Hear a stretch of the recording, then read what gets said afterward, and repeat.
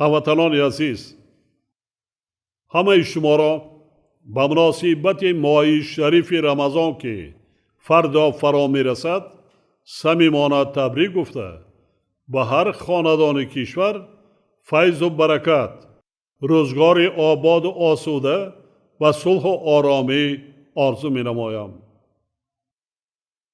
ماه رمضان انسان را به صبر و تحمل، قناعت و پرهیزکاری، رحم و شفقت و نیکی و نکوکاری هدایت کرده ایمان او را کامل، ارادهش را قوی و ظاهر و باطنش را پاک می‌گرداند. در این ماه مبارک برابر بجا آوردن فریضه و سنت‌های دینی، اجرای عمل‌های صالح از جمله خیر و احسان و دستگیری و نوازش یتیمان و معیوبان و کمبیزادها و محتاجان از صفتهای شایسته و بشردوستانه هر یک مسلمان ثوابجو می باشد. باور دارم که نه تنها صاحبکاران و تاجران بلکه هر یک انسان خیرخواه و همت بلند در این ماه شریف اقدام و اعمال نیک و پسندیده خود را گسترش می بخشد و با سخاوت و جوانمردی نمونه عبرت نشان داده صاحب ثواب زیاد می گردد. با استفاده از فرصت باز یک مسئله مهم را تاکید می نمایم. ماه رمضان امساله به دوره آغاز کشت و کار بهاری راست آمد. یعنی ما باید هر روز مساعد بهار را ثمرناک استفاده کرده کشت زراعت ها و دیگر کارهای کشاورزی را وسعت بخشید.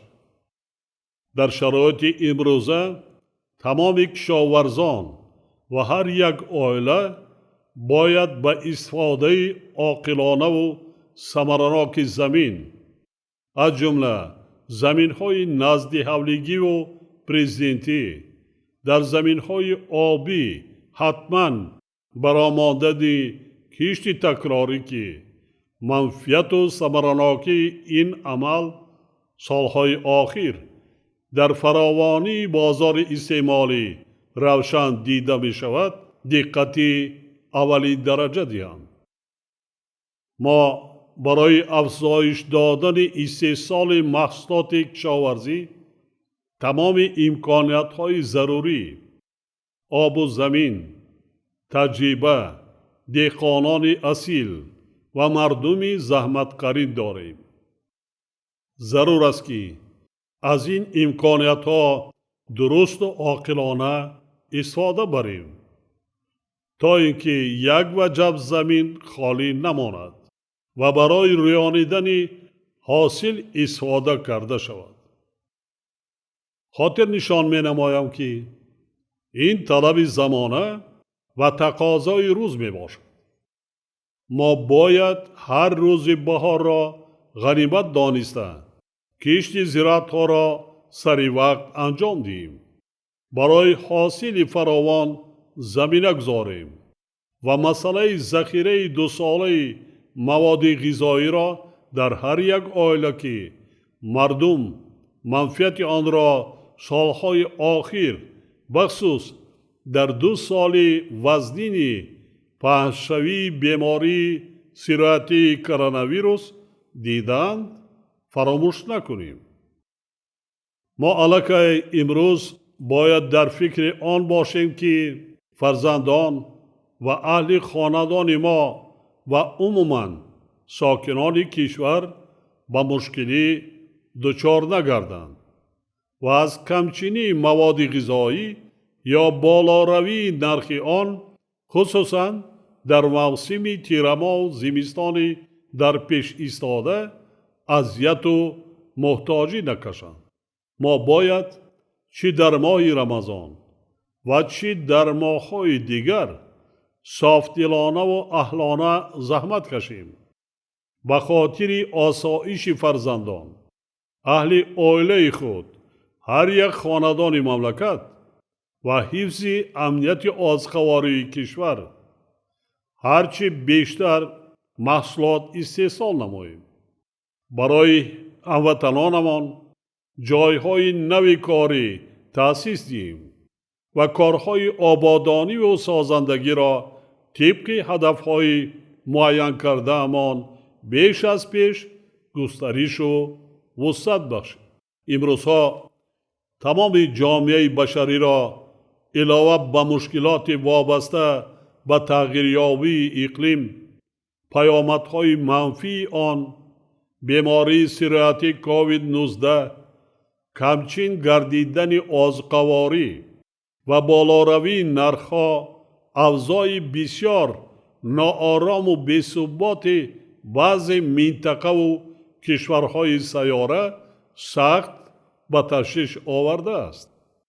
حالت بمیان آمده به وضعیت اقتصادی و اجتماعی قریب همه دولت‌های جهان از جمله تاجیکستان ما تأثیر جدی رسانیده ایستاده است.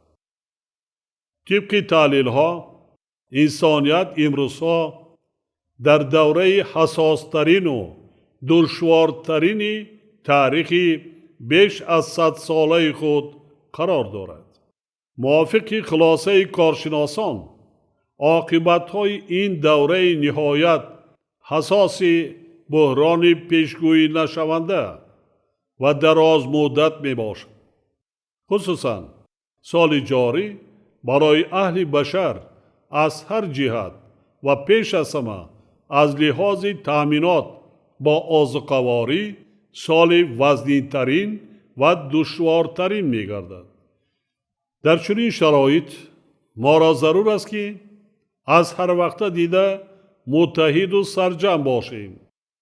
در لحظه های دشوار همدیگر را دستگیری کنیم، با تعلقه و واهمه نافتیم، صرفه و سرشتکار و هوشیار و احتیاطکار باشیم. ارزش های انسان دوستانه و وحدت سازی فرهنگ ملی و دینی امان را با منفعت آرامی جامعه و ثبات وطن عزیزمان درست و هدفمندانه استفاده بریم.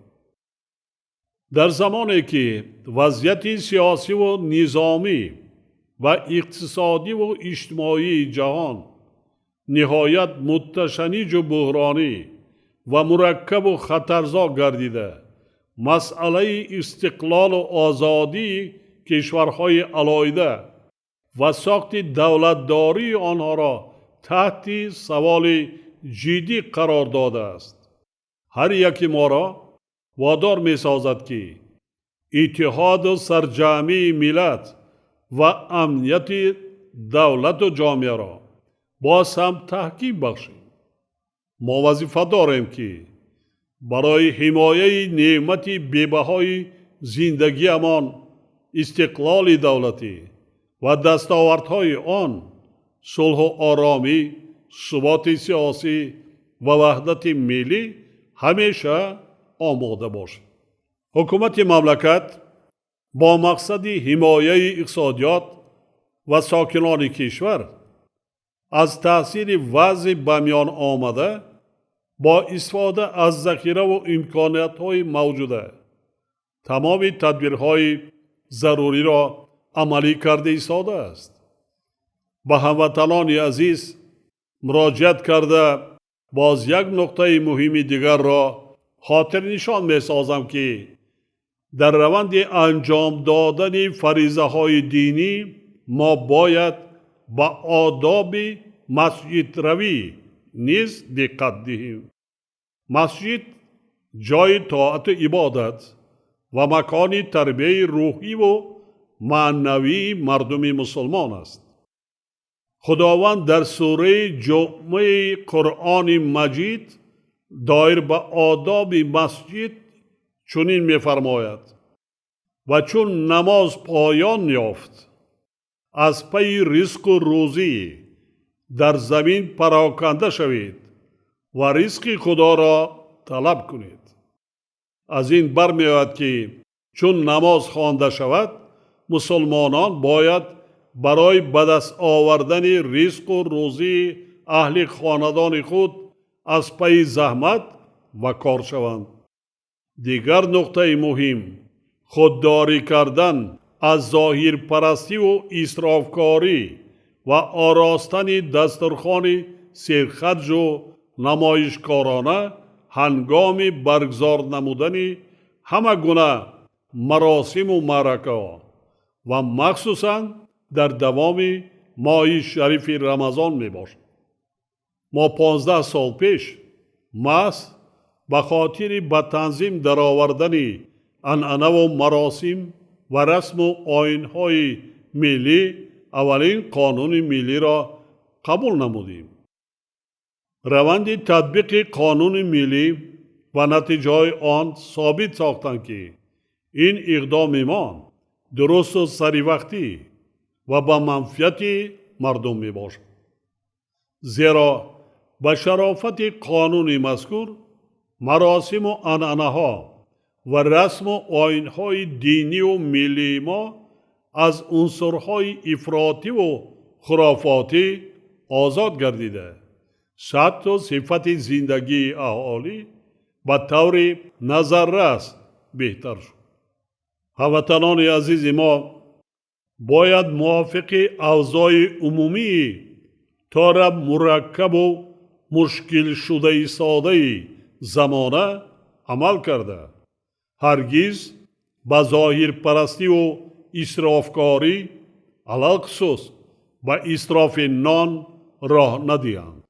ما نباید مشکلات و عذابی را که مردممان در سالهای جنگ تحمیلی شهروندی بنابر کمچین گردیدن نان کشیده بودند فراموش کنیم.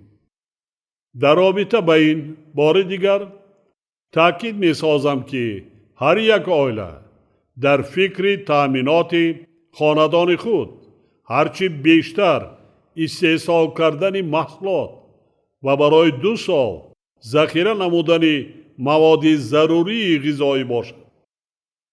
باور دارم که ماه شریف رمضان برای مردم سربلند و زحمتکرین کشور صاحب اختیارمان ایام تکمیل اخلاق و فضیلت‌های نیک انسانی، دوره فعالیت سازنده به خاطر پیشرفت دولت، آبادی وطن، آسایش هر یک خاندان، تحکیم باز هم بیشتری صلح و آرامی، ثبات سیاسی و وحدت ملی در سرزمین باستانی تاجیکان می گردد. بار دیگر فرارسیدن ماه شریف رمضان را به کل مردم شریف تاجیکستان تبریک گفته به هر یک خاندان کشور تندرستی، رزق و روزی فراوان و ایمان کامل آرزو می نمایم. فرارسی ماه شریف رمضان مبارک باشد هموطنان عزیز.